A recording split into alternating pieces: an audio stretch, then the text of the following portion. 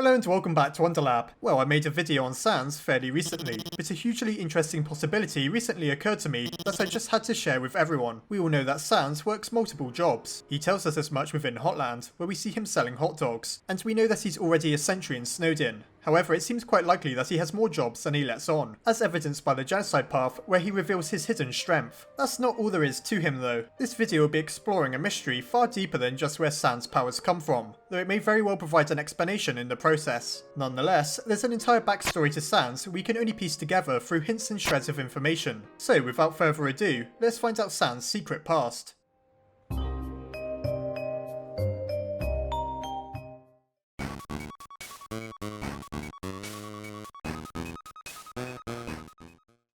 We know for a fact that Sans never discloses everything to us. He keeps many secrets from us and he's only mostly honest with us on a true pacifist path. Even then, all we learn is that he's a sentry, that his brother is Papyrus, and that he probably would have killed us if he had never made a promised tutorial. We never even realise how powerful he is unless we complete the genocide path, where he attacks with all his strength and proves himself to be perhaps the strongest opponent in the entire game. So what's the need for secrecy? Could it be that Sans has been involved in many clandestine matters that he'd prefer to not go bragging about? Well, unless you already know your stuff, you're probably wondering what even makes Sans so special to begin with. It's probably worth retouching on the various secrets to do with Sans to remind us of just how mysterious he really is. After that, I'll get into the curious possibility that could potentially wrap everything together. So the thing to keep in mind with Sans is that he clearly has no interest in telling us what the big deal with him really is. It's only by going on the genocide path that we discover he's actually remarkably powerful, and even then, it's hard to explain how. One of the most notable aspects of the Sans battle is the weapons he employs, specifically the laser-firing skulls that are internally called Gaster blasters. As you undoubtedly already know, this is a reference to the character Gaster, whose presence within the game is somewhat unclear, but he's been confirmed as the former royal scientist before Dr. Alphys. Right away then, we've proven that Sans has a somewhat intriguing connection to both the royal family and the laboratory within Hotlands, but it goes much deeper than that. Sans seems to have respect for time travelers, and if we repeatedly reload before talking to him in the Judgment Hall, he'll give us a special key. This grants us access to his room back in Snowdin, and more importantly his workshop behind the back of the house. There's many strange mementos in there that we can only speculate on. However, the two that are particularly interesting for the sake of this theory is the broken machine and the schematics written in an illegible language. That language is surely Wingding's, the cryptic font that WD Gaster uses to communicate in. This is further evidence of their mysterious connection. And as for the broken machine, according to Toby, all we know is that at one point in time, two people attempted to fix it to no avail, most likely Sans along with someone else, perhaps Papyrus or Alphys. Tying this video into my recent theory on Sans, it also seems proven that he can freeze time. Watch the full video on Sans' secret power to know why. But in short, there's a lot more to it than just that one time things go still and quiet within Grilby's. The fact that he specifically controls time is of great interest, as we know that Gaster was apparently shattered across time and space. Once again, time seems to be an integral theme throughout Undertale, with the main character being able to reload time over and over as Sans describes, and various other plot threads hinging on the concept of multiple timelines. For example, there's the contrast between the genocide and the pacifist route, as only on the former does Sans explain how he's seen into the future, where everything ends. This is surely referring to the fact that we go about destroying the world, at least so it seems alongside Chara, should we complete that route. Then there's the funny little detail of the quantum physics book within Sans' home. This is set up just to be a joke, or so it seems, as we find a quantum physics textbook within a joke book. Normally it'd be the other way around. However, keep in mind this joke could work with anything that's clearly sophisticated, so perhaps the specific choice of quantum physics means something. Perhaps by now you've noticed the pattern. Sans clearly has some background in science. He's worked with the royal scientists, both old and new. He's tampered with machines beyond our understanding. He reads books on quantum physics for fun, and he can effectively use weapons like Gaster blasters. What else is Sans capable of?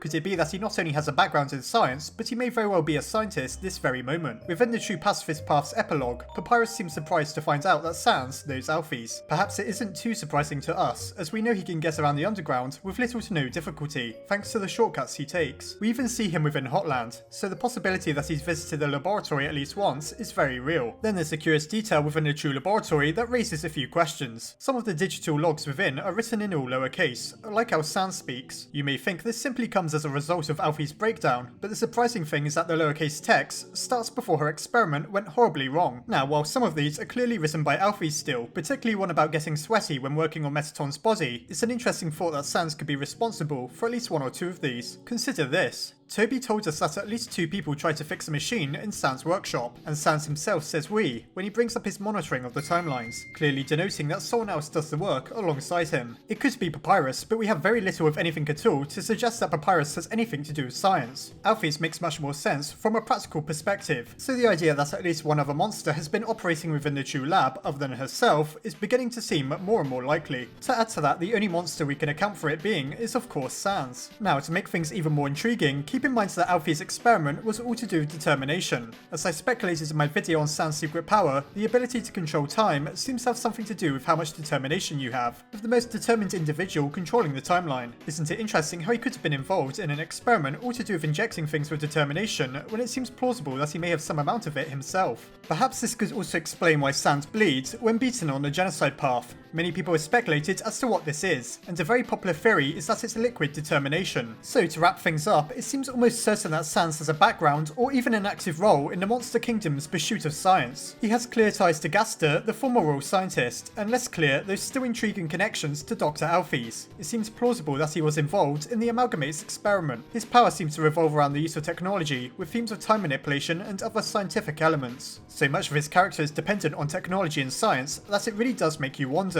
Then there's the fact he's wary of the timelines, has somehow looked into the future, and that he recognises a time traveller. And let's not forget he keeps what appears to be a mini laboratory or a workshop around to the back of his house, perhaps for working on lab stuff when he's at home and not working on his 3rd, 4th, or whatever it is job. Sans is always acting like a lazybones, but the truth is he must be very tired, working at least 3 jobs. It's clear that he likes to give the opposite appearance to the truth. He pretends to be lazy when he's actually exceptionally active, and he never betrays how strong he truly is unless you provoke him. It's no wonder then that we can only find out about his secret job and his potential involvement in the lab through inference and the piecing together of clues. It's rather we didn't know anything, or at least so it seems, for whatever reason. It could be because his job involves a lot of mysterious and questionable activities that he'd rather not go around publicising. You know, the sort that result in you being shattered across space and time or merged together into an amalgamate. It's no surprise really that Sans wants to keep whatever he's involved in secret, as it probably isn't meant for the ears of everyone. So that's Sans' secret backstory. Really, he has clear ties to the Royal Laboratory and could very well be a scientist himself. Just don't ask him to make any science puns, as he makes more than enough puns already with the topic of bones alone.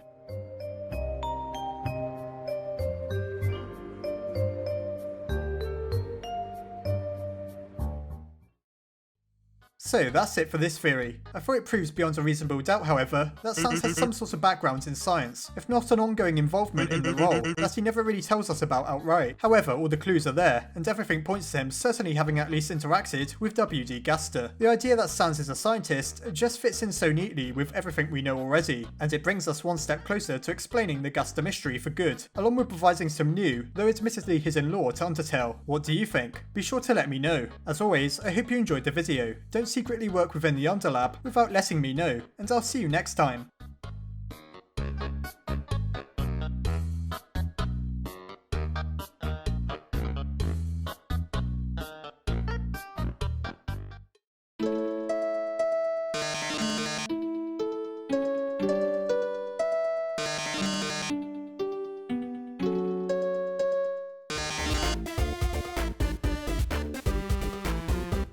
Before I go, I'd just like to say a massive thank you to my patrons. My head scientists Asgorn Shi, Cameron Vigil, Kay Jensen, Sophronius, Mary Morkan, Oodly Noodly, Emily Gatewood, and Zelda Butterfay. And my Underlab scientists Crystal Sleet, Nicholas Dux, Armin Arlett, Marisa Ray, Corey Kidwell, Yushio Koroni, Sarah Wydra, Commander JNM, and Amphrax MLG. If you enjoyed this video, please consider checking out the Patreon link below, as well as the video that explains why I'd so massively appreciate your contribution.